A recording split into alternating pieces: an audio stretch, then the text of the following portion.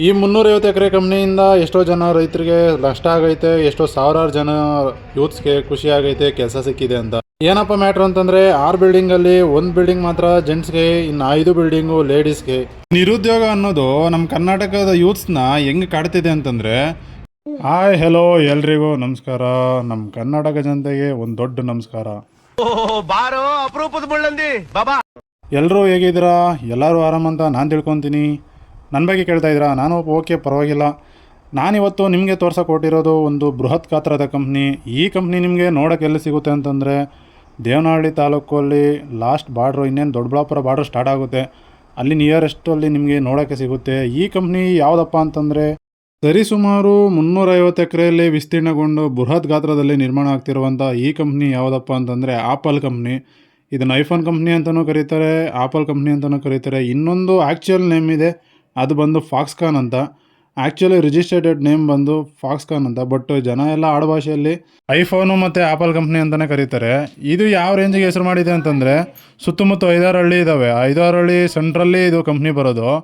ಯಾರಿಗೇ ಆಗಲಿ ದೂರ ಬರೋ ಇರೋರಿಗೆ ಆ ಊರುಗಳ ಹೆಸರು ಹೇಳಿದ್ರೇ ಗೊತ್ತಾಗಲ್ಲ, ಲ್ಯಾಂಡ್ಮಾರ್ಕು. ಅದೇ ಐಫೋನ್ ಕಂಪ್ನಿ ಆಪಲ್ ಕಂಪ್ನಿ ಅಂತಲೇ ಹೇಳಿದ್ರೆ ಸಾಕು, ತಕ್ಷಣವೇ ಗೊತ್ತಾಗುತ್ತೆ. ಆ ರೇಂಜಿಗೆ ಬ್ರ್ಯಾಂಡ್ ಕ್ರಿಯೇಟ್ ಮಾಡಿದೆ.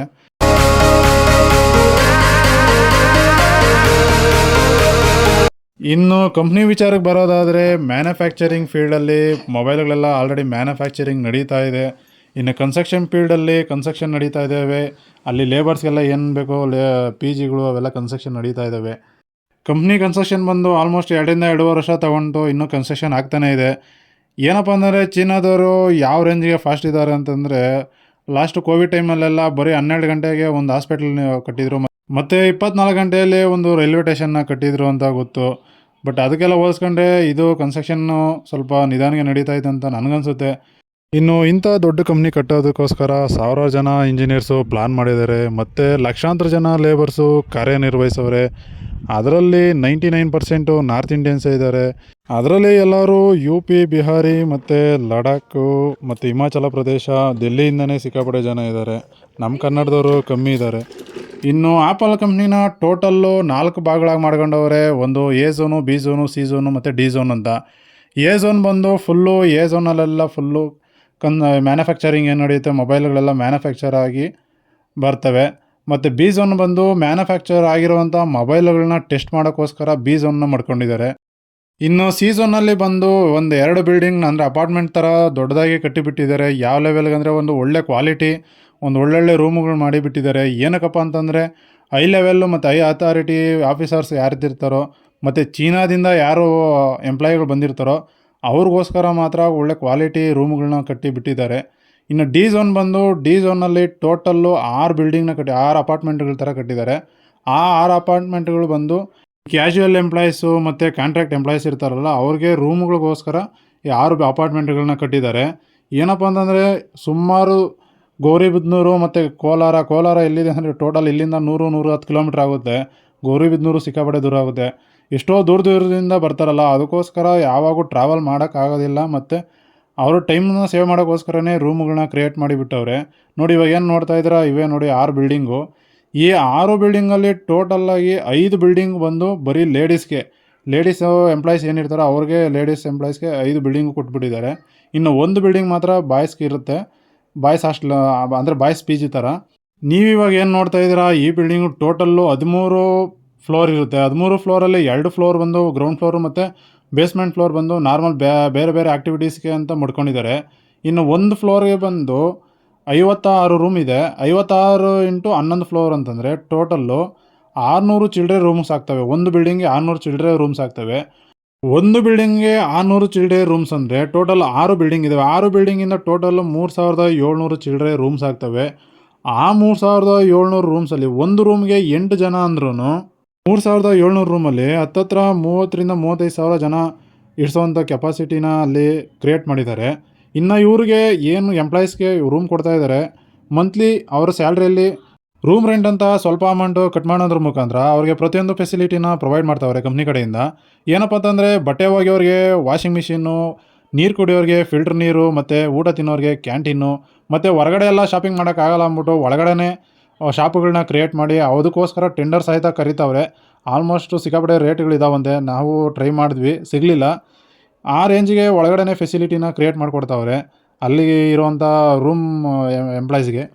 ಆ್ಯಕ್ಚುಲಿ ಹೇಳಬೇಕು ಅಂತಂದರೆ ಇದ್ರ ಪ್ರತಿಯೊಂದು ವೀಡಿಯೋನು ನಾನು ಅಪ್ಡೇಟ್ ಮಾಡಿದ್ದೆ ಲಾಸ್ಟ್ ವೀಕಲ್ಲಿ.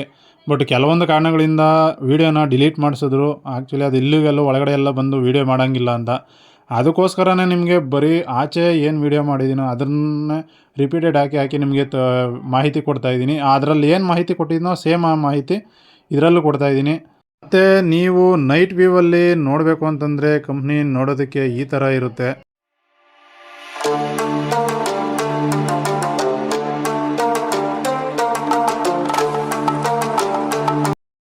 ಇನ್ನು ಇಲ್ಲಿಂದ 4ರಿಂದ 5 ಕಿಲೋಮೀಟ್ರ್ ದೂರದಲ್ಲಿ ಬಾಶೆಟ್ಟಹಳ್ಳಿ ಇಂಡಸ್ಟ್ರಿಯಲ್ ಏರಿಯಾನೂ ಐತೆ. ಅಲ್ಲಿ ನೂರಾರು ಕಂಪ್ನಿಗಳಿದ್ದಾವೆ. ಅಲ್ಲಿ ನೂರಾರು ಕಂಪ್ನಿಗಳು ಇರೋದು ಒಂದೇ, ಇಲ್ಲಿ ಐಫೋನ್ ಕಂಪ್ನಿ ಇರೋದು ಒಂದೇ. ಏನಕ್ಕಪ್ಪ ಈ ವಿಷಯ ಹೇಳ್ತಾ ಇದ್ದೀನಿ ಅಂತಂದರೆ, ಈ ಕಂಪ್ನಿ ಬಂದಿದ್ದು ಎಷ್ಟೋ ನೂರಾರು ಜನ ಮನೆಗಳು ದೀಪ ಉರಿತಾ ಇದೆ. ಇದರಲ್ಲಿ ಲೋಕಲು ಮತ್ತು ಕನ್ನಡದವರು ಅಂಗಡಿಗಳಿರೋದು ಬೆರಳೆಣಿಕೆ ಅಷ್ಟೇ. ಏನಕ್ಕಪ್ಪ ಅಂತಂದರೆ ಪ್ರತಿಯೊಂದು ಅಂಗಡಿನೂ ಹಿಂದಿಯವ್ರದ್ದು ಮತ್ತು ತಮಿಳವ್ರದ್ದೇ ಆಗೈತೆ. ನಾನು ವಿಚಾರಿಸಿದ ಪ್ರಕಾರ ಆಲ್ಮೋಸ್ಟು ದಿನಕ್ಕೆ ಏನಿಲ್ಲ ಅಂದ್ರೂ 10ರಿಂದ 15 ಸಾವಿರ ನಾರ್ಮಲ್ ಚಿಕ್ಕ ಅಂಗಡಿ ಟೀ ಅಂಗಡಿ ಇಟ್ಕೊಂಡ್ರೂ ವ್ಯಾಪಾರ ಆಗುತ್ತೆ. ಮತ್ತು ಬೇಕ್ರಿಯಲ್ಲಿ ವಿಚಾರಿಸಿದ ಪ್ರಕಾರ 50ರಿಂದ 60 ಸಾವಿರ ವ್ಯಾಪಾರ ಆಗುತ್ತೆ. ಆ ರೇಂಜ್ಗೆ ಎಲ್ಲರ ಮನೆಗಳ ದೀಪನೂ ಉರಿಸ್ತಾ ಇದೆ ಈ ಕಂಪ್ನಿ. ಅದರಲ್ಲಿ ನಾನು ಒಬ್ಬ ಇದ್ದೀನಿ ಅಂತ ನನಗೆ ಖುಷಿ ಆಗುತ್ತೆ. ಮತ್ತು ಇನ್ನೊಂದು ವಿಚಾರ ಏನಪ್ಪ ಅಂತಂದರೆ, ಈ ಕಂಪ್ನಿ ಬಂದಿದ್ದು ನಮ್ಮ ಸುತ್ತಮುತ್ತಲೇ ಇರುವಂತಹ ಜಮೀನುಗಳಿಗಂತೂ ಸಿಕ್ಕಾಪಟ್ಟೆ ಬೇಡಿಕೆ ಆಗಿದೆ. ಮತ್ತು ಬಾಡಿಗೆ ಮನೆಗಳಿಗೂ ಅಷ್ಟೇ, ಸುತ್ತಮುತ್ತಲ ಇರೋ ಊರುಗಳಲ್ಲೆಲ್ಲ ಬಾಡಿಗೆ ಮನೆಗಳಂತೂ ಎದ್ದೇಳ್ತಾನೆ ಇದ್ದಾವೆ. ಆ ರೇಂಜ್ಗೆ ಈ ಕಂಪ್ನಿ ರೆವಲ್ಯೂಷನ್ನ ಕ್ರಿಯೇಟ್ ಮಾಡಿದೆ. ಇಂಥ ಒಂದು ಬೃಹತ್ ಗಾತ್ರದ ಕಂಪ್ನಿ ನಮ್ಮ ಕರ್ನಾಟಕದಲ್ಲಿದೆ ಮತ್ತು ಅದರಲ್ಲೂ ನಮ್ಮ ಸುತ್ತಮುತ್ತಲೇ ಐತೆ ಅನ್ನೋದು ಒಂದು ಖುಷಿ. ಈ ಥರ ಎಷ್ಟೋ ಕಂಪ್ನಿಗಳು ಇನ್ನೂ ನಮ್ಮ ದೇವನಹಳ್ಳಿ ಇಂಡಸ್ಟ್ರಿಯಲ್ ಏರಿಯಾಗೆ ಬರ್ತಾ ಇದ್ದಾವೆ. ಮತ್ತು ಫಾರಿನ್ ಇನ್ವೆಸ್ಟರ್ಸು ಬರ್ತಾ ಇದ್ದಾರೆ ನಮ್ಮ ಇಂಡಿಯಾದಕ್ಕೆ ಇನ್ವೆಸ್ಟ್ ಮಾಡೋದಕ್ಕೆ. ಫಾರಿನ್ ಕ್ಯಾಪಿಟಲ್ಲು ನಮ್ಮ ಇಂಡಿಯಾದಕ್ಕೆ ಹರಿದು ಬರ್ತಾ ಇದೆ ಅನ್ನೋದೇ ಒಂದು ದೊಡ್ಡ ಖುಷಿ.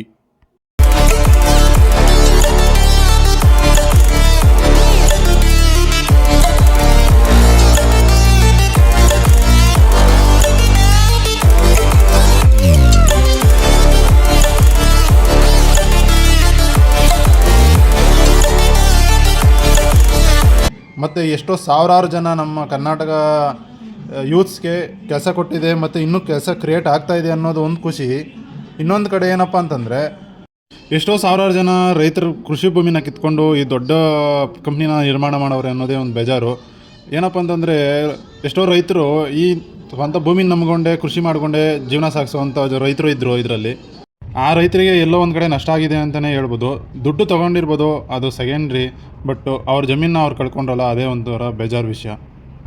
ಇನ್ನು ಈ ಕಂಪ್ನಿಯ ಟ್ರಾವೆಲಿಂಗ್ ವಿಚಾರ ಅಂದರೆ, ವರ್ಕರ್ಸ್ಗೆ ಟ್ರಾವೆಲಿಂಗ್ ವಿಚಾರಕ್ಕೆ ಬಂತಂದರೆ ಸುಮಾರು 200ರಿಂದ 300 ಬಸ್ಸುಗಳಿದ್ದಾವೆ ಅಂತಲೇ ಹೇಳ್ಬೋದು. ನೋಡಿ, ಆ ಬಸ್ಸುಗಳು ಕಂಪ್ನಿ ಒಳಗಡೆಯಿಂದ ಯಾವ ಥರ ಅಂದರೆ, ಈ ಇರುವೆಗಳು ಗೂಡಿಂದ ಆಚೆ ಬರ್ತಾ ಇದ್ದಾವಲ್ಲ, ಅದೇ ಥರ ಒಂದೊಂದಾಗಿ ಬರ್ತಾ ಇದ್ದಾವೆ. ಇವರೆಲ್ಲ ಏನು ನೈಟ್ ಶಿಫ್ಟ್ ಮುಗಿಸ್ಕೊಂಡು ಬೆಳಗ್ಗೆ ಹೋಗ್ತಾ ಇದ್ದಾರೆ.